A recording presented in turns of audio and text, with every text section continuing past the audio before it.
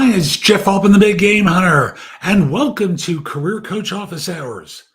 Tuesdays at noon Eastern, I spend a little bit of time answering questions from you because I believe that the skills needed to find a job are different from those needed to do a job.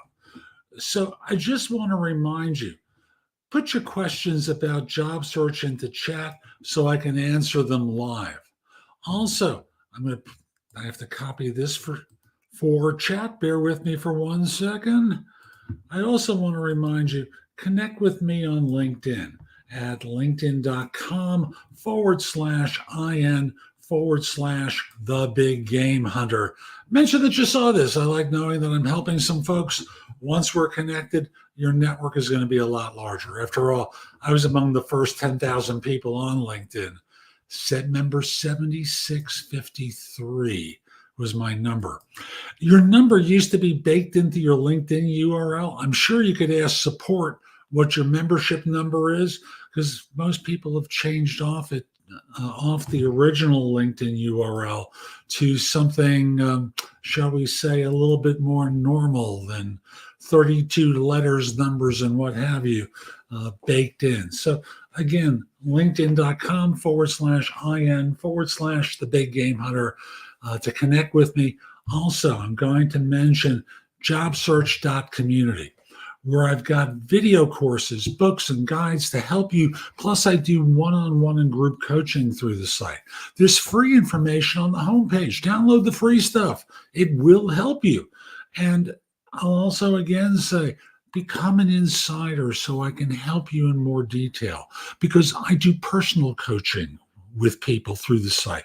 Yes, you get all the content, but you have access to me and my ability to guide you through your search, answer your questions through your search. Some of my programs are inexpensive, like $49 a month inexpensive. Some of them are more expensive, $1,000 a month expensive. That one has a lot of attention from me. It's a really in-depth program, and I want to help. So again, become an insider at JobSearch.community. It will help you land your next job faster. No question about that. Now, before I start answering questions, I always like to start off these shows with either a comment about the job market or some insider advice. And today's insider tip, well, it's coming from politics in the United States. And I want to be clear, I'm not being political with this question, okay? But imagine for a second you were on an interview and they asked you, tell me about yourself. Now, I'm going to use an answer to this question that's going to suggest one candidate. It could just as easily be about the other one, because they both go off in circles. One guy calls it the weave. The other one, well, she describes it as, well, I grew up in a middle-class family in California, and she would go off and he would go off, and these long, circuitous answers that make you just want to hurt yourself, and your ears start to bleed after a while. And many of you do similar things on job interviews. Your job is to demonstrate how your background fits the role and give them confidence that you can solve their problem. It's not about you basking in your own magnificence, talking about everything you've done from the time you were 8 years old until the present time. And for some of you, the present time is in your 60s or 70s. That's a long answer. But a lot of you do that. So I want to encourage you, keep your answers succinct. Keep them focused in on what matters to them. Because talking about everything you've done in your career, it's useless. They don't care about things that you did in the last century or even at the beginning of this one. They care about what you've done the last 10 to 15 years, and they want you to be direct and give them information that's going to let them decide that you're competent to do the job. You're confident. You can fit in with their organization. They have chemistry with you, self-confidence, good character, maybe a little bit of charisma. Charismatic people always do better than non-charismatics. that you care, that they can connect with you because they want to trust you. So don't go through these long diatribe answers that just put people to sleep. Get in there, connect the dots for them, let them know how your background fits right away. Now, with that, I received a number of questions in advance, but I'm just going to remind you, if you've got a question for me, put it into chat so I can answer it live, okay? And the first question I received is, how do you best explain career breaks in a resume or CV? Sandeep, I'll be with you in just 1 second, okay? So I'll just start off by saying, how do you best explain career breaks in your resume? Simply, at the end, if the gap is caused by a layoff is part of a staff reduction where 4,000 people were reduced. Laid off, if you're 23, left my position, family member was ill, I had to return home and take care of them. For some, particularly those who are married and taking care of families, left my position to raise my family. I'm now returning to work. Honest is always best. Just package it in a way that they understand that not your fault. Or if you made a choice, okay, own up to it. Now you're ready to return to work. So keep it succinct, though. The more defensive you sound, the worse you perform. And the less they trust you. Now, Sandeep commented, guilty as charged. In a recent interview, an interviewer said, this has to be the longest introduction I've ever come across in history. Guilty as charged. Sandeep, I'm going to tell you, come over to my website, sign up, take the course, The Ultimate Job Interview Framework. It will help you a lot. It's going to focus you in on how to answer interview questions. I know you've been on a lot of them. I've got my tough interview questions book there that will help you with some of the interview questions that you're asked. But the framework is really the important thing for you, because I'm sure you know the material, but the idea is, how do you package it in a way that the audience gets you? And Sandeep, you made a mistake, and I'm sure it happens with some regularity. I know there's someone I've been coaching for a while where I finally got through to him to rewatch the interview course because he was stepping on his foot time and again. Don't make the same mistake he made. I finally got through to him by saying, you got to keep your answers tight because you're putting people to sleep. Unfortunately, that's what it sounds like you did with this person. So thank you for owning up to it. My job as a coach is to help people get results. And in getting results, sometimes I have to deliver no BS messages to people so that they don't wind up hurting themselves. So Sandeep, I'm just going to tell you, become an insider at some level so I can work with you. You can get information that's going to help you. It will make a difference. Okay. Now, the next question I received is, what are the best websites to post your CV for recruiters to see? Which sites do recruiters primarily use when searching for candidates? They're the general sites. LinkedIn, is one. Indeed, is another. But the real thing is, what are the specialty sites? And for most people, LinkedIn is plenty. Indeed becomes the second choice.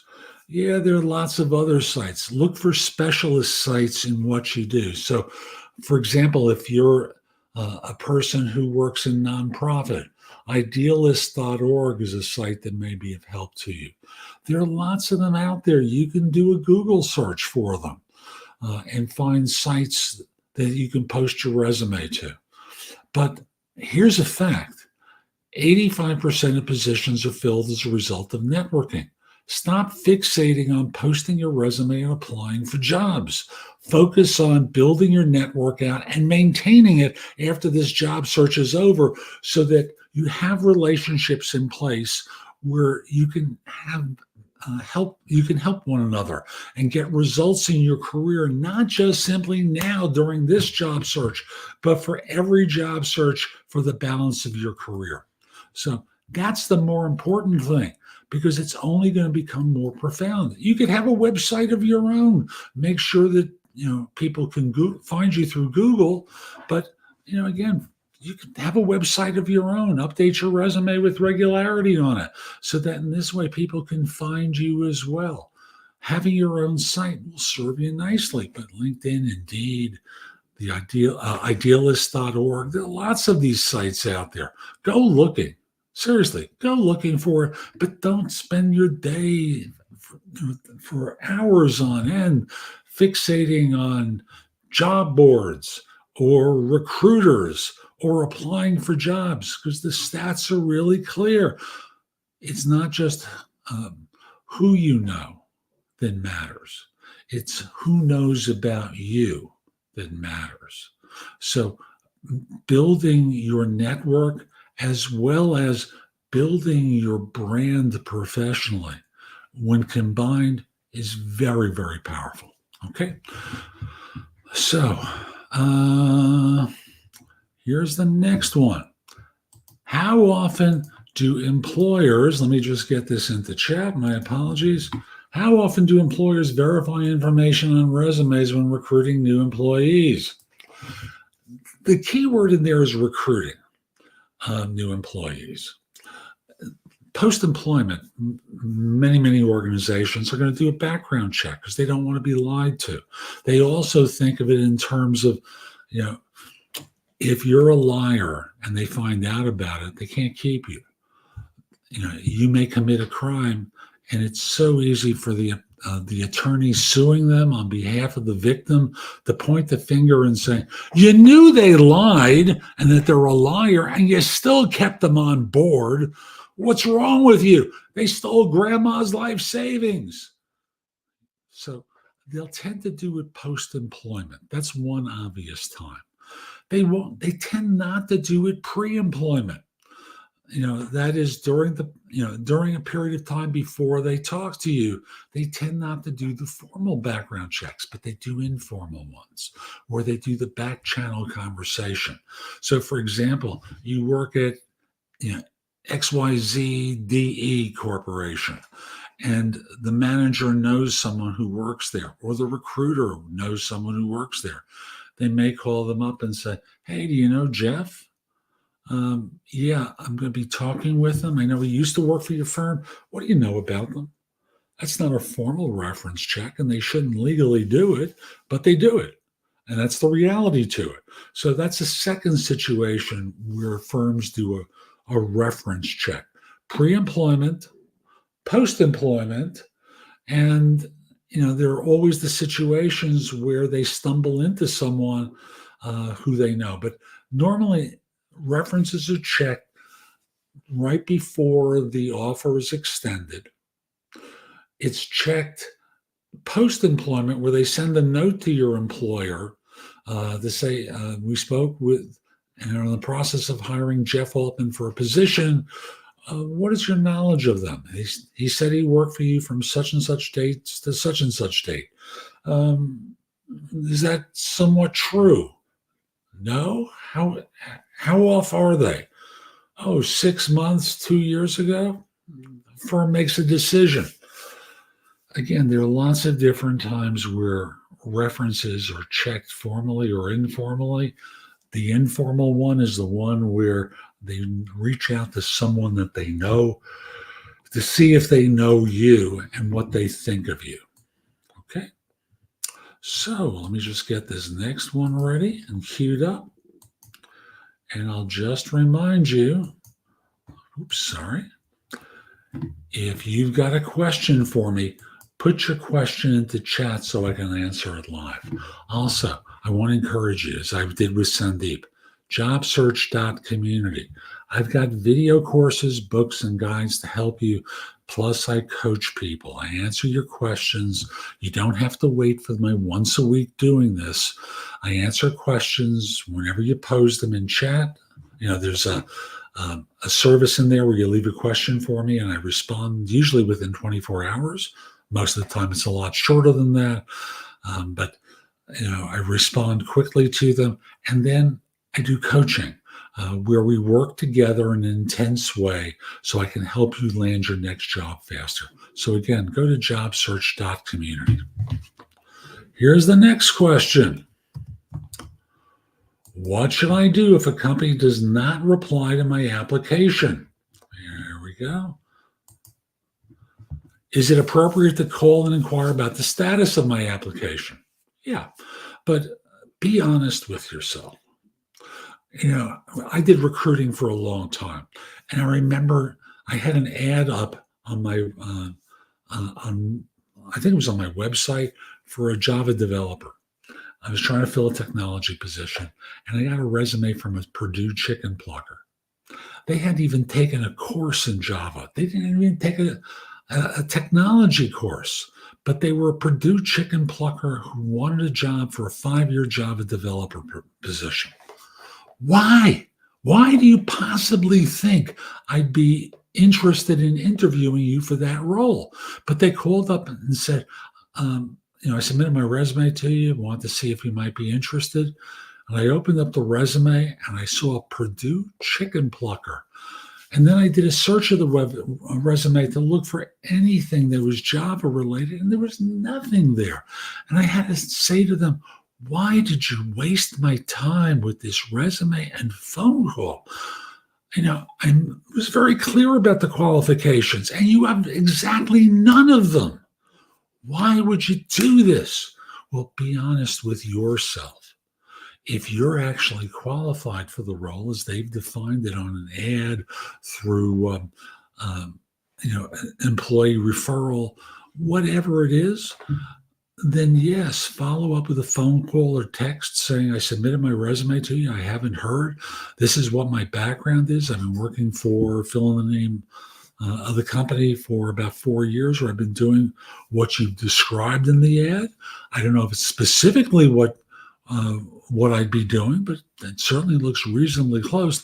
I'm attaching another copy of it, and I'd be interested in speaking with you. Please call me when you can. Let's set up a time to speak. I want to help you. That makes it very easy. So again, do follow up if you are actually qualified. If you aren't, let it go. They did their job. Their systems did their job in filtering you out. They're not there to talk to everyone. They're there to evaluate people to determine if they're qualified for a role. And obviously you aren't. So, yes, you should follow up if you're qualified for the job and they have a copy of your resume. Here's another question for you.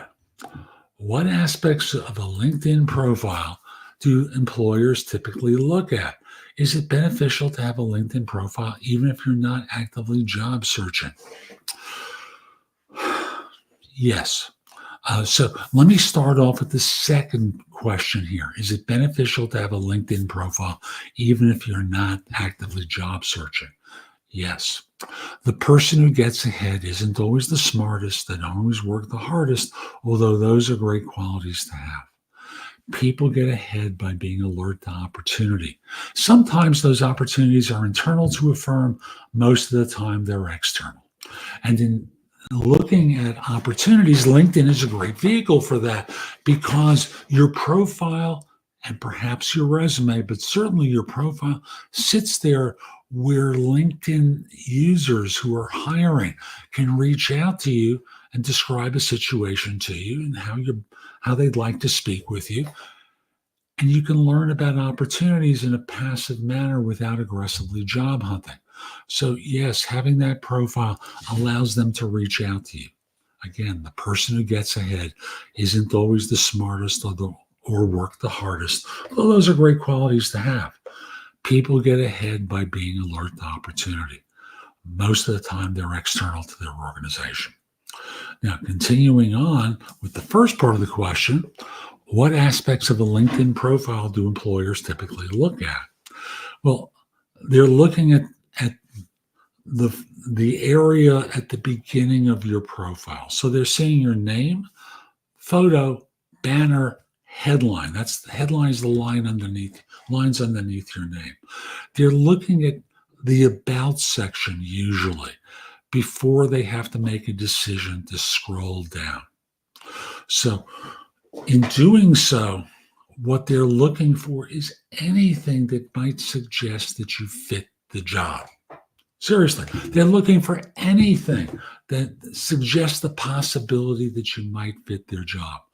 On their side, they are searching by keyword terms, location, degree, seniority. After all, there's a difference between a 2-year person and a 15-year person in terms of what they can do for an organization. So the long and the short of it is, be smart about it. Entice them with the top of your LinkedIn profile so that they want to scroll further and find those terms that help them find you to begin with. What were the search terms that they used to find you? And then from there, yes, by all means, use your LinkedIn profile to be a magnet to you so that opportunities land in your inbox and you're not always having to hunt for roles. Okay. We've got another question that was asked. Bear with me. There we go. We've got this one. That's good. Is it bad if the recruiter reopens the job position that I just attended for the interview? After the interview, the recruiter told me to wait about 2 weeks for the result, but about a week later, I saw the recruiter reopen the position. What they may have done is the job renewed itself. LinkedIn allows people to auto-renew job postings until they are removed. So that may have automatically happened without any thought on their part. So that's number one. Number two is reopens the position. Well, the position was never closed. They're still looking. And thus, until such time as you say yes to an offer for them, with them, from their vantage point, the position is still open. And they want to continue to evaluate the talent pool to see what else is out there, to see who else is out there. So doesn't mean anything wrong. It just means that the job is still open. Okay. I've got a few more before I'm going to bring this to a close today. Bear with me. Here we go. Sorry, this just takes a minute. Is it bad for a candidate to work with multiple recruiters during a job search? Why or why not? Let me just get that into chat. So the answer is it's not bad, especially if you're in a large city. So when I was in the New York area, that was an enormous marketplace because it wasn't just simply New York City or Manhattan. It included northern and central New Jersey, Westchester, southern Connecticut, Long Island. There were millions of people who were working during that time. No one recruiter. No single recruiter, sorry, I forgot to put that up on the screen. No single recruiter covers every position that's currently available. So working with multiples makes sense. So that's the why you should. Why you shouldn't. There can be overlap. I personally don't think that the overlap is damaging anymore. It used to be damaging back in the Stone Ages when I did recruiting at the very beginning, when there was no technology to track referrals. You'd mail a resume, then you email, and then you use the messenger to deliver resumes. You fax the resume. See what I mean? But once we started to get into date and time stamping resumes automatically, a firm can see who they received the referral from first, because the issue from their standpoint is, who do we pay the fee to if we hire this person? If they're arguing over it, they have the ability now to say, I received the resume on such and such date from your firm, and I received it from this firm an hour earlier, and provide a screenshot to show the difference. So the long and the short of it is, work with multiple recruiters, not 100. Work with a few recruiters who do work in the field that you're in, so that you have a broader exposure to the market that might exist for someone like you. Okay, I've got another fun question. And that is it bad to apply for a new job somewhere else if I just got hired? Why are you doing it? Did you accept less money than your real market value because you needed to get to work? Then absolutely, you continue to look for other things. If you got a great offer, well, frankly, and you join, well, frankly, you should continue to look, because the person who gets ahead isn't always the smartest or work the hardest, although those are great qualities to have. People get ahead by being alert to opportunity. Most of the time, that's external to their organization. So, yes, continue to look, particularly for the first month after you join, because it's during that time where you start to see whether or not the way that they represented the position was truthful, because not everyone is, as you well know. Okay. I'm going to take one more question and then put a wrap on it. Let me just see if this is it. Oh, sorry. No. Let me get to this question and come back. And in job interviews, the panel asks you, oh, I love this one. Will you leave this job if you find a better one? What would be your answer? Somewhere else if I get hired. I think what they wanted to say is, will you leave this job if you find a better one somewhere else after you were hired? Okay. The long and the short of it is, the way I'd answer this question is I'd flip the question on it.